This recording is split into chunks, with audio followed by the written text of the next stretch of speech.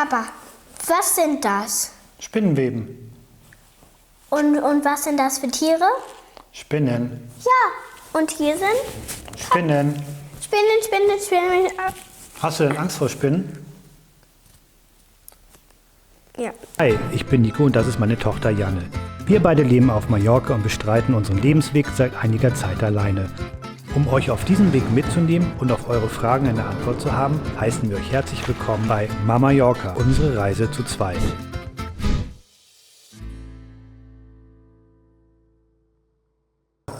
Herzlich willkommen zu einer neuen Folge von Mama-Yorca. Wir haben heute eigentlich ein ganz spannendes Thema uns überlegt, und zwar geht es um Die Angst. Genau. Wovor haben wir eigentlich Angst? Ich habe meistens vor allem Angst. Zum Beispiel Spinnen, Kakerlaken. Ja. Kakerlaken. Wovor hast du denn Angst? Wovor ich Angst habe? Ja. Ich hatte früher als Kind zum Beispiel Angst vor Dunkelheit. Na, also besonders, wenn es dann darum ging, irgendwie schlafen zu gehen, da hatte ich echt Angst. Also ich musste auch immer ein Licht haben, um einschlafen zu können. Und wenn es richtig dunkel war und ich in meinem Bett gelegen habe, habe ich mich überhaupt nicht wohlgefühlt. Das hat sich mittlerweile total geändert. Mittlerweile liebe ich die Dunkelheit. So ein leichter Kribbeleffekt, weißt du, das ist total spannend. Ansonsten, wovor habe ich Angst? Generell habe ich, glaube ich, eher Angst, so Sachen, die dich betreffen. Wenn du irgendwie was machst, wenn du irgendwo kletterst oder sonst irgendwas. Aber das versuche ich dir eigentlich nie zu zeigen, dass ich Angst habe. Weil ich nicht gerne möchte, dass du quasi so diese Ängste, die ich so ein bisschen bei dir habe oder wo ich mich quasi... Hast du Angst über mich, dass mir was passiert? Natürlich habe ich Angst, dass dir was passieren könnte.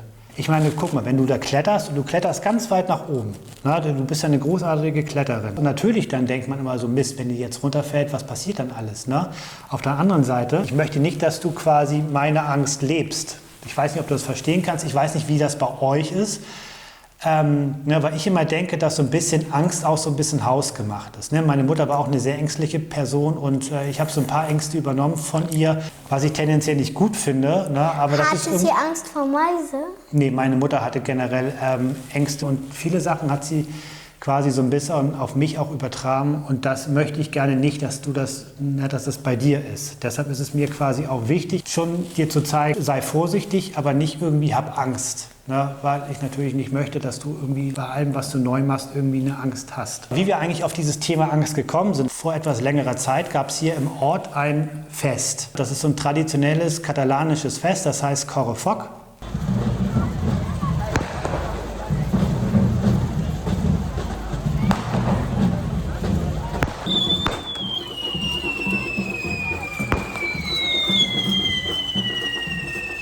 Wo sich die Menschen dann irgendwie alle so als Teufel verkleiden. Wirklich, die Teufel sind richtig böse. Du meinst heute bei dem Fest? Ja, ein bisschen Schiss habe ich in der Hose. Bisschen Schiss?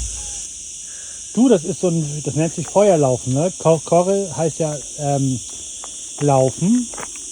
Ja, und das heißt Feuerlauf. Ne? Und dann verkleiden sie sich alle als Teufelchen oder irgendwie so komische Kreaturen und machen so ein bisschen Feuerwerk. Ne? Uah.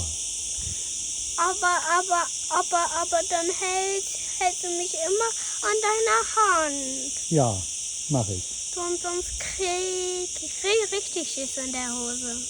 Ich glaube, es wäre in Deutschland nicht möglich, das zu machen, weil dann nämlich sehr offen und mit so Knallkörpern sowas hantiert wird. Ich glaube, das würde in Deutschland nicht funktionieren. Hier auf jeden Fall ist es Tradition, dass die Teufel quasi durch die Straßen ziehen mit Feuerwerkskörpern und andere Menschen erschrecken. Ich bin ja auf jeden Fall sehr gespannt, wie das wird. Ich habe das einmal in Palma gesehen und das war echt ein Spektakel. Und ich frage mich, wie die Teufel, diese Männer aussehen als Teufel. Die sehen mit Sicherheit richtig cool aus. Guck mal, hier ist schon passend zum Teufel die Fledermaus unterwegs. Dann haben wir quasi auf die Teufel gewartet und auf einmal wurden die Straßenlaternen, ne, wurde dunkel gemacht, abgedunkelt. Und dann ging so ein Raunen durch die Menschenmenge, die alle so ein bisschen links und rechts von der Straße liefen. Und dann kamen quasi die Teufel an und haben angefangen, die Menschen zu erschrecken. Und ich habe Janne noch nie so schreien gesehen wie, wie da. Na, also die hatte wirklich... Da war ich irgendwie hinter Papa und hatte ich echt Panik, weil, obwohl das nur Masken waren, weil ich habe mich echt erschrocken, wie die dann so kamen, plötzlich, wie als wären die durch den Nebel gegangen.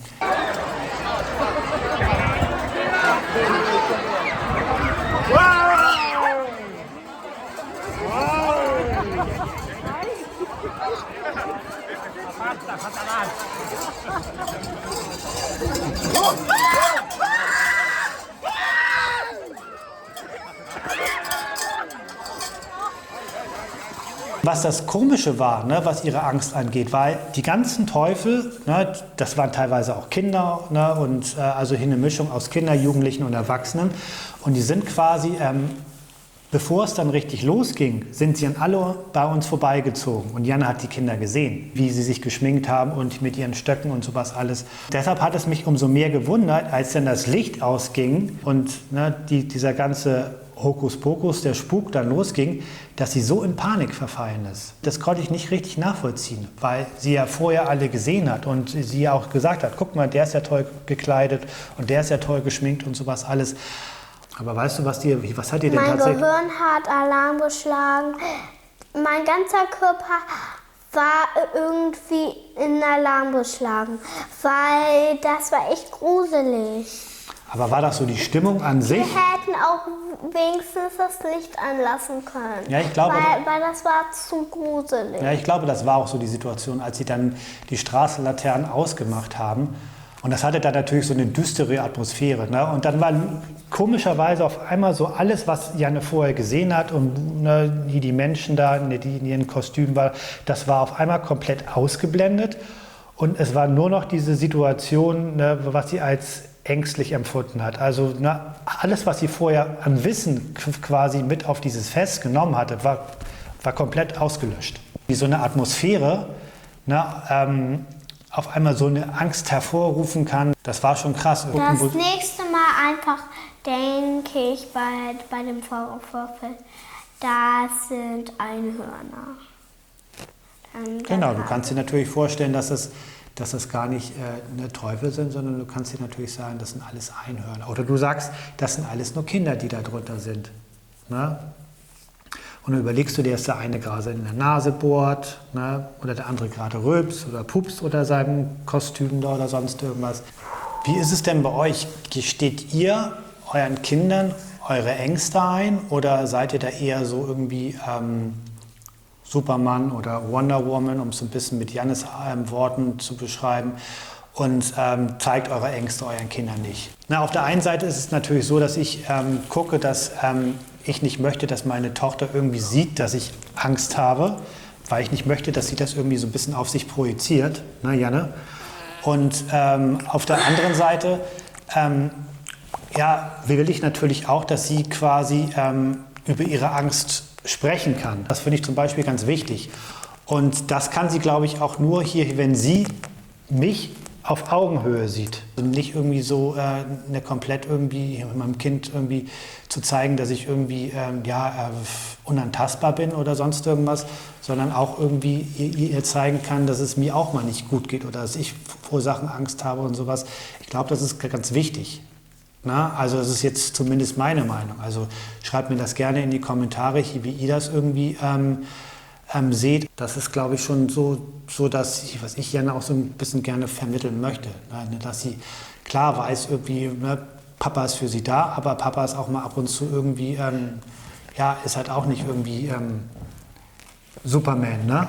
Na, bei mir war es zum Beispiel auch so, dass meine Eltern sehr, sehr die Sicherheit geliebt haben. Ne? Also überhaupt nicht experimentierfreudig waren. Und das hierfür für mich quasi auch immer so ein, ich so ein bisschen versucht habe, irgendwie da rauszubrechen, es aber letztendlich irgendwie nie so richtig geschafft habe. Ich glaube, hier jetzt alleine mit Janne hier nach Mallorca zu gehen, war im Grunde ein großer Schritt, gegen meine Angst anzukämpfen, irgendwie was so die Sicherheit angeht. Ob man das alles hinkriegt und nicht zu zweit ist natürlich dann nochmal eine ganz andere Sache, weil man dann so ein bisschen sich gegenseitig auch unter die Arme greifen kann. Bei mir ist das ja nun gerade irgendwie nicht so und insofern ist das nochmal so eine doppelte, jetzt ein doppelter Schritt gewesen. Einerseits irgendwie aus der Sicherheit von Deutschland weg und dann mit der Situation, dass ich hier mit Janne alleine bin im Grunde. Ja, und ja, das ist so ein bisschen das, wo dein Vater irgendwie irgendwelche Ängste hat, ne, mein Schatz. Aber das bekommen wir beide hin. Ich bin sehr stolz auf dich und ja. Nicht kaputt machen. Nein, Mäuschen. Ich bin auf jeden Fall mal gespannt, wenn wir nächstes Jahr zum Korrefocke hingehen, wie Janne reagieren wird. Na, was denkst du? Hast du Lust oder nicht? Dann sollst du dich aber auch als Teufel verkleiden. Dann soll ich mich auch als Teufel verkleiden. Ja, das werde ich dann wahrscheinlich machen, ne? So, er verkleidet sich als Teufel, ich. Ach so, und dann ist gut und dann hast du keine Angst? Ja. Gut, wenn das irgendwie der Weg ist. Dann denken die Teufel Papa, Tochter Teufel. Teufel Janne, ne? Wer zum Teufel sind eigentlich die beiden? So viel zum Thema Angst. Ich hoffe, euch hat das Video zum Thema Angst gefallen. Und ja, schreibt uns gerne in die Kommentare, wie es bei euch aussieht. Was sind eure Ängste, womit ihr zu kämpfen habt? Und vergesst uns nicht zu abonnieren. Tschüss. Tschüss, ciao. Bye, bye. Adios, chicas.